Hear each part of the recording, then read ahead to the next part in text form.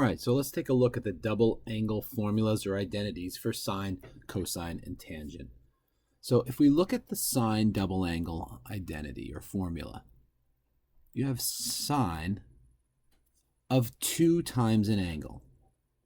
So we'll say 2 times A, right? We're going to let A be our angle.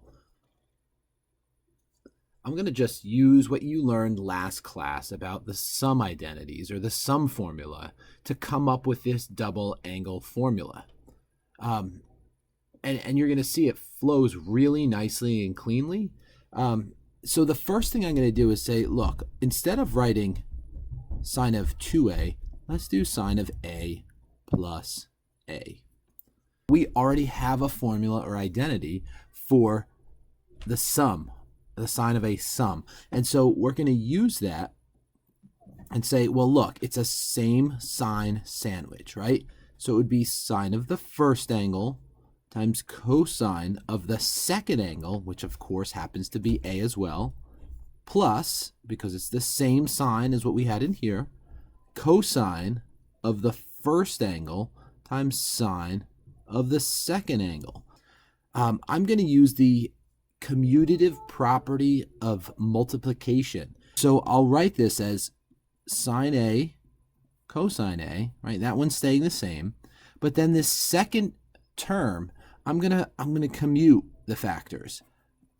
So instead of cosine A times sine A, I'm gonna do sine A times cosine A.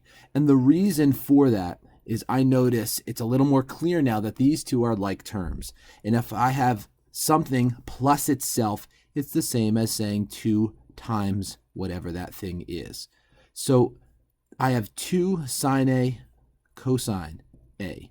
What that means is we have this identity for sine double angle.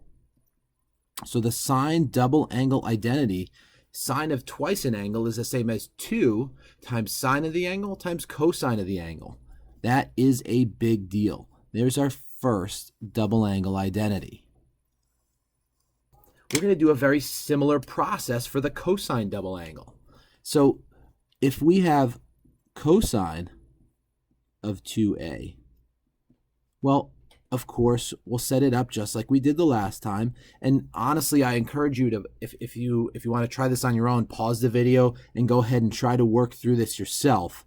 And I'm gonna go through this as well. So cosine of 2 times A is the same as cosine of A plus A.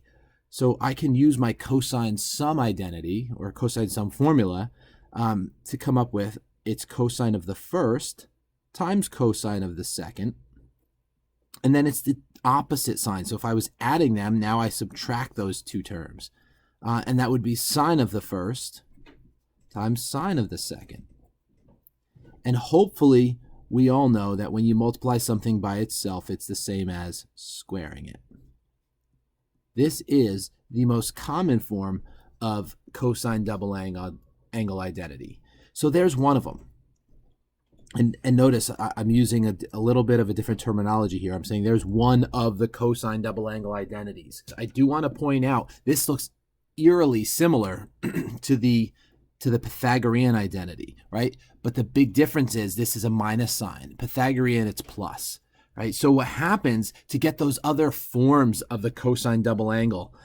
Often what we do is we use our Pythagorean identity to kind of play around with this thing a little bit. And this is used a lot later on in calculus. So I encourage you to really to make sure that you know your double angle identities if you plan on studying further in math. They are used down the road for more than just double angles. So please make sure that you know these well. So I'm gonna use my Pythagorean identities and forms of them. So if I have cosine squared here, I should know that is technically cosine squared. One of the forms of the Pythagorean identity is cosine squared is 1 minus sine squared, right? And so if I do that, if I replace, right, that's using the substitution property, saying, hey, I know it's the same, so I'm just going to replace it. I'm taking this cosine squared of A and replacing it with 1 minus sine squared. Of course, you should notice that these two are like terms. And so you get 1 minus 2 times sine squared of A. So the cosine of twice an angle is the same as 1 minus 2 times the sine squared of that angle. So we've got cosine 2A, right? So here's one. This is the second form of the cosine double angle identity. This was the first and most prominent form. And then there's a third form. And so what I'm going to do is rewrite this first one. I'll put it over here. And instead of replacing the cosine squared, I'm actually going to replace the sine squared, right? And I'm going to use my Pythagorean identity. So I'm going to take that one and say, well, look, sine squared is 1 minus cosine squared of that angle, okay? So I'm replacing my sine squared with 1 minus cosine squared. Now watch what happens. Of course, that negative sign distributes, and I get cosine squared of the angle minus 1 plus cosine squared of that angle, right? And that's because I distributed that negative sign to both terms. So I have 2 cosine squared of the angle minus 1. That's yet a third form of cosine double angle. So we've got these 3 forms of cosine double angle. I'd like you to use your tangent of a sum. So if you want to pause and try that on your own, feel free to do that. And I'm going to work through it here. So I'm going to write it as tangent of A plus A. And then I'm going to build this double angle identity for tangent from the sum.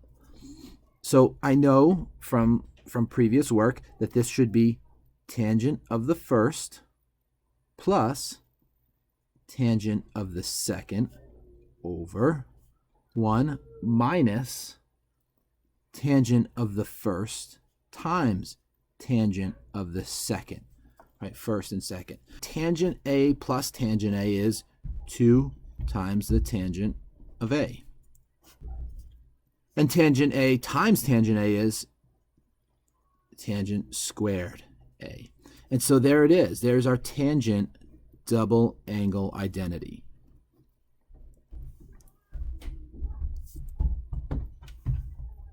So right now you have all the forms of the double angle identities that you're going to be expected to know and use and apply moving forward. Hope this helped. Good luck. Make sure you reach out with any questions.